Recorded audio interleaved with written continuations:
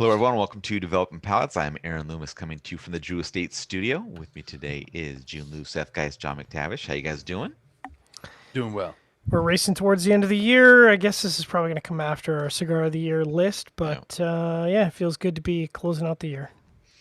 So today we are talking about the VegaFina 1998 VF50. The cigar is a Rothschild 4.5 by 50. Comes out of the Tabacalera de Garcia factory in the Dominican Republic.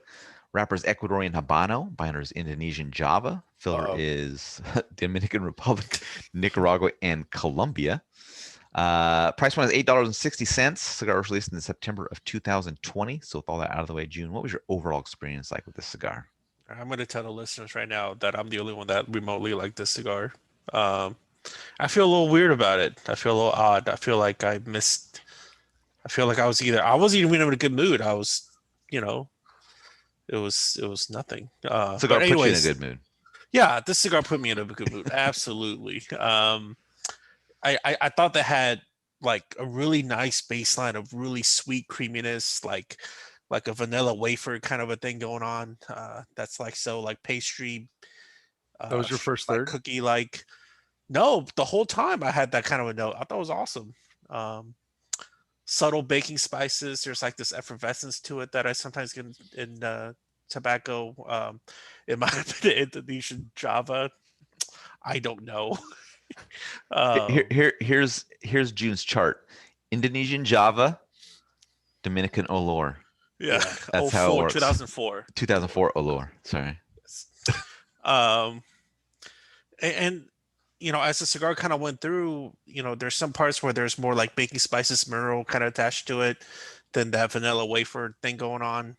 But I consistently got those notes, and I kind of feel like this is one of those cigars in which you're just kind of like, it's like it's like some whiskeys, right? Like some whiskeys you drink, you're like, that's good bourbon. You're not like critiquing it, and you're like, this is complex, the finish is long, and whatever. It's just this is damn good hooch, right?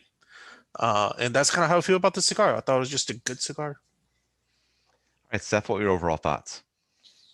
Well, the first third delivered a flavor profile, which I've never picked up in a cigar before. And it was a combination of grass clippings, fresh cut wood, and 2-cylinder engine oil with gasoline.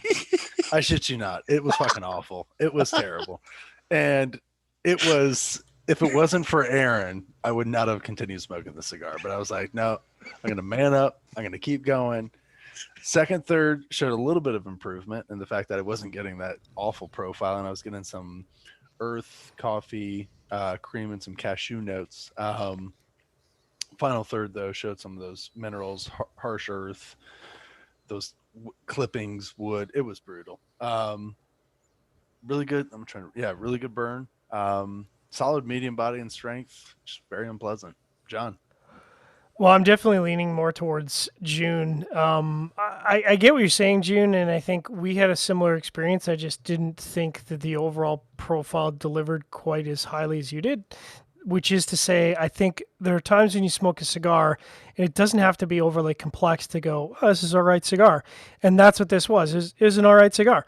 The complexity was definitely not there, but the flavors were pleasant and brought them together in an okay way. At no point during the smoking experience did I have the experience that Seth did, fortunately. And I thought the first third, delivered some interesting combinations of graham cracker and hay and baking spices and chocolate, and it engaged me. And it would have been nice to have that go towards the second and last third, but for me it was pleasant. The burn was good, the draw was good. I think I said in my wrap up notes that I was conflicted because years ago this would have been a pretty good cigar, but in the current marketplace this is just barely above average. But I feel like that does a little bit of disservice to this release. Aaron, walk us through your experience. I think my cigar was plagued with like a catastrophic construction failure, but not in the traditional sense where you're going to see like drastic burn or draw issues. The cigar was loose. The cigar was very light, even for it being kind of a Rothschild size. Even at Rothschild size, it was very light. Um, cigar burn really fast. So I think those just kind of lead into it. And then the flavor profile was just, not good. Burning paper and bitterness, which, Jiunn loves those components when he's smoking a cigar. So I was curious to see what you guys experienced. And it seems like maybe John and Jiunn kind of got the better constructed versions, and then Seth and I got the underfilled, loose No, drawing man, I versions. actually gave the worst bird performance Oh, rating did you? out of all you guys. You had okay. You just didn't have that good of a burn. Okay, Yeah, but the draw was okay. draw was great. Yeah, I think the draw maybe plays a huge part into this cigar because it just was loose and it just didn't work well. It burned fast, but it burned fairly straight, so it's not that big of a deal. But I can't imagine that what Seth and I got is what was supposed to be, the presentation of this cigar. So, I've really enjoyed the VegaFina releases in the past. I think it's probably the most the unsung hero of the Altadis portfolio, but this was just a huge disappointment. Yeah. All right, let's get into the score. Start at the top with Jiunn at 6.97. John was next at 5.95. Seth gave it a 3.93. I gave it a 3.73. So Jiunn had that 6.97 matchup for you. Thank God for this year's consensus of the four of us top 25 list. Because if this would have came on my own list, it would have been like that fucking punch egg roll in the chopstick, and people would be like, "You must like it because you're Chinese." I'm like, "No, you racist motherfucker! It's because I actually like the cigar." Anyways, hey man, happy to smoke more of these. Even with some of the burn issues that I had, I thought it was good. I think this brand is continuously the under the radar tasty stuff coming out of Altadis. All right, John, 5.95. Yeah, it matches up well. Slightly above average flavor profile with really good construction, and you get a 5.95. All right, Seth, 3.93. Oh, it lined up. I mean, this was terrible. I mean, Aaron, you're absolutely correct. I mean, the VegaFina brand is one of those that I loved so many past releases, and they do this, and I'm like, oh crap, like this nuts.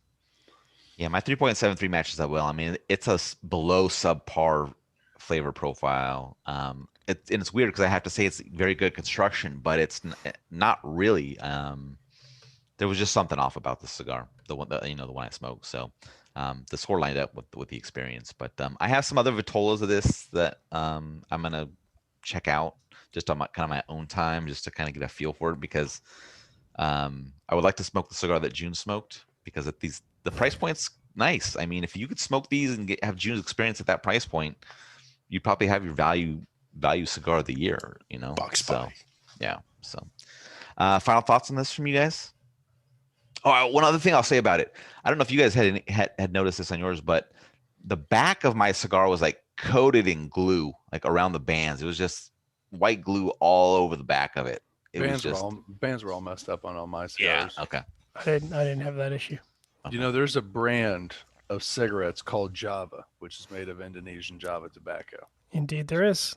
Yeah, and it's owned by British American Tobacco, and you know who they're made for? The fucking Russians, man. It was made in the 60s. It's a cheap, crappy. That's where I was getting the gasoline flavor from. It was the Soviet Union just pouring into my goddamn mouth.